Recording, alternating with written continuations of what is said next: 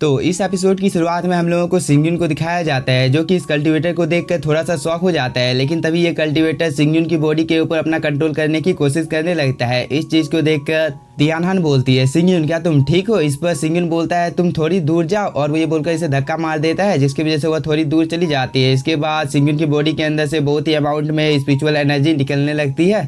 तभी सिंगयुन अपनी आंखों को खोलता है और वो एक डेविल मुस्कान देते हुए बोलता है, अब से इस बॉडी के ऊपर मेरा कंट्रोल है और इसे अब से मैं संभालूंगा। तभी इस जगह पर गोल्डन पाइथन अपेयर हो जाता है और वो कुछ समय के लिए इस जगह पर टाइम को रोक देता है, जिसकी वजह से यहाँ पर जितने भी लोग थे वो सभी अपनी जगह पर फ्रीज हो जाते हैं। इस चीज को देखकर सिंगयुन के अंदर में जो कल्टीवेटर होता है वो गोल्डन पाइथन को बताने लगता है कि तुम्हें क्या लगता है कि तुम टाइम को रोक कर दोबारा से सिंगयुन की बॉडी को वापस ले सकते हो? इसके बाद सिंगयुन अपने स्वॉर्ड को अपेयर कर लेता है ताकि वह इन लोगों के साथ फाइट कर सके। तभी टाइगर बीस्ट भी इस जगह पर आ जाता है और वो सिंगयुन के ऊपर अटैक करने लगता है। इस चीज को देखकर सिंगयुन बोलता है, पुराने दोस्त तुम भी तो इसी जगह पर हो।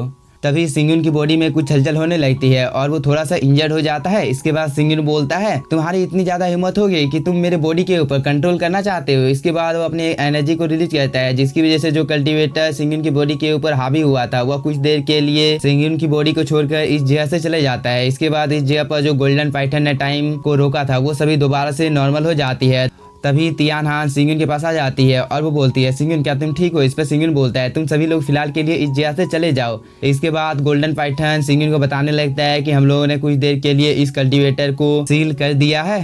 इसके बाद वह सिंगयुन को बताने लगता है कि हेवन एंड अर्थ के बीच में एक बहुत ही बड़ी तबाही होगी। इस पर सिंगयुन बोलता है, आखिरकार हेवन एंड अर्थ के लिए क्या है? इस पर गोल्डन ड्रैगन बताने लगता है कि हर 10,000 साल में हेवन और अर्थ के बीच में एक बहुत ही बड़ी तबाही होती है और ये इतना ज्यादा पावरफुल होता है जिसकी वजह से एम्परर भी गिर सकता है और 5 गोल्डन फ्लावर को 5 गोल्डन एम्परर द्वारा ही यूज किया जा सकता है और तुम हेवनली एम्परर के पुनर्जन्म हो। इस पर सिंगयुन बोलता है, आखिरकार तुम कौन हो? इस पर गोल्डन ड्रैगन बताने लगता है कि आज से 10,000 साल पहले हम लोगों की मुलाकात एम्परर जुआनविंग के साथ हो चुकी है। इसके बाद गोल्डन ड्रैगन अपने रियल रूप में आ जाता है। इस चीज को देखकर सिंगयुन थोड़ा सा शॉक हो जाता है और वो बोलता है, वो छोटी सी स्पिरिट तुम नहीं हो, है ना? इस पर ये टाइगर स्पिरिट बताने लगती है कि मेरा नाम जियान हुओ नहीं है।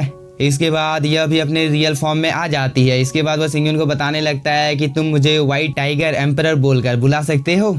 इस बात को सुनने के बाद सिंगयुन थोड़ा सा शॉक हो जाता है और वो इस टाइगर को बताने लगता है कि जब मेरी मुलाकात तुम्हारे साथ हुई थी तब तो तुम एक ईग के अंदर में थे।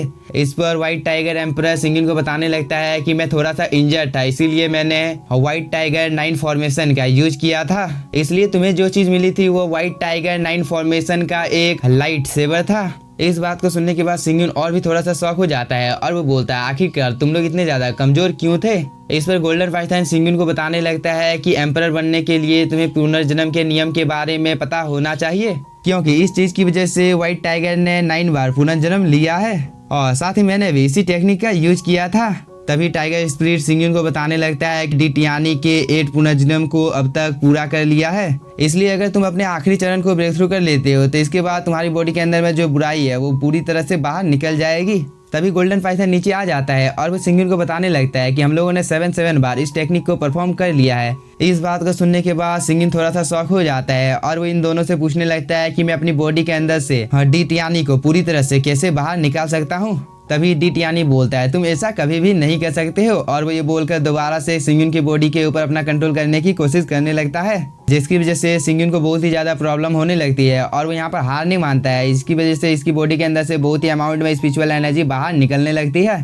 तभी सिंगयुन की बॉडी के अंदर से एक कल्टीवेटर बाहर निकल कर आ जाता है, जो कि दिखने से बहुत ही ज्यादा पावरफुल होता है। लेकिन तभी सिंगयुन की नजर इस कल्टीवेटर के ऊपर पड़ जाती है और वो बोलता है, तुम तो जियो जिंगतियान हो, आखिरकार वो तुम थे। इस पर टाइगर स्पिरिट सिंगयुन को बताने लगता है कि आप जिस एम्परर तियानी को देख रहे हो वह 7 पुनर्जन्म की स्टेज पर है और अब इसने यहाँ पर अपने 8 पुनर्जन्म को अचीव कर लिया है।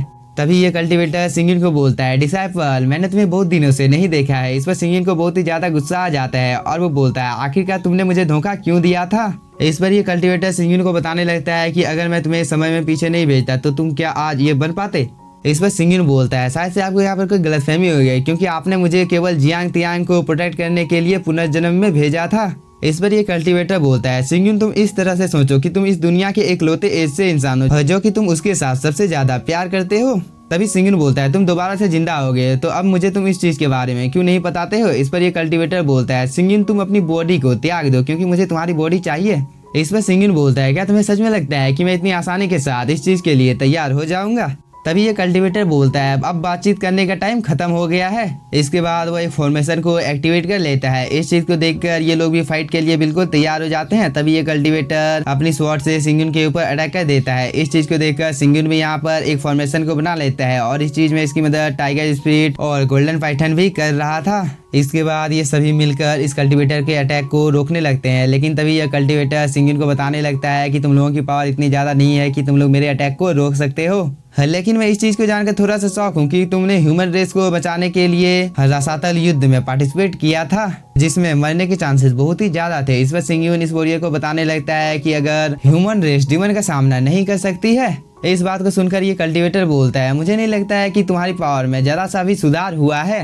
इसके बाद वह सिंगुन के ऊपर अटैक कर देता है जिसकी वजह से ये सभी लोग दूर जाकर गिरते हैं। इस चीज को देखकर ये कल्टीवेटर हंसने लगता है जिसे देखकर सिंगुन को बहुत ही ज्यादा गुस्सा आ रहा था और वो बोलता है तुम यहाँ पर आखिरकार क्यों हंस रहे हो। इस पर ये कल्टीवेटर सिंगुन को बताने लगता है कि मुझे ये बात आ गई थी जो कि यहाँ पर मुझे तुमसे पूछना है। अगर तुम ह्यूमन रेस के सेनापति हो तो तुम डिमंस के साथ एक बहुत ही बड़ी वॉर शुरू करने वाले हो, है ना, क्योंकि इस वॉर की वजह से बहुत सारे ह्यूमंस मारे जाएंगे और चारों तरफ कब्रिस्तान ही कब्रिस्तान होगा। इस पर सिंगुन इस कल्टीवेटर को बताने लगता है कि इस वॉर के खत्म हो जाने के बाद चारों तरफ शांति होगी और हर कोई अपना जीवन अच्छी तरीके से व्यतीत कर सकता है। इस बात को सुनने के बाद ये कल्टीवेटर सिंगुन को समझाने लगता है कि तुम एक एम्परर हो और तुम्हें इन सब चीजों के ऊपर ध्यान नहीं देना चाहिए क्योंकि वो सभी लोग तो तुम्हारे ऊपर एक बोझ है। इस पर सिंगुन इस कल्टीवेटर को गुस्सा दिला देता है, उसे बताने लगता है कि तुम्हें इस चीज के बारे में कैसे पता होगा क्योंकि तुम्हारे पास तो कोई फैमिली ही नहीं है, ना ही तुम किसी के साथ प्यार करते हो, ना ही इस वर्ल्ड में तुम्हारा कोई दोस्त भी है, इसलिए तुम्हारे मर जाने के बाद इस दुनिया में किसी को कोई फर्क पड़ने वाला नहीं है। इस बात को सुनने के बाद इस कल्टीवेटर को बहुत ही ज्यादा गुस्सा आ जाता है और वो यहाँ पर अपने किसी सीक्रेट टेक्निक को परफॉर्म करने लगता है जिसकी वजह से इस जगह मौसम अचानक से बदल जाता है। यहाँ पर एक पोर्टल अपेयर हो जाता है। इस चीज को देखकर टाइगर स्पिरिट और गोल्डन पाइथन सिंगुन को प्रोटेक्ट करने के लिए आ जाते हैं। इस चीज को देखकर ये कल्टीवेटर बोलता है तुम्हें क्या लगता है कि तुम लोग एक साथ मिलकर मुझे हरा दोगे। इस बात को सुनकर टाइगर स्पिरिट को थोड़ा सा गुस्सा आ जाता है, लेकिन तभी ये कल्टीवेटर इन लोगों को बताने लगता है कि मैं तियानसुआन देखना चाहता हूँ कि 10,000 साल कैसे बीत चुके हैं।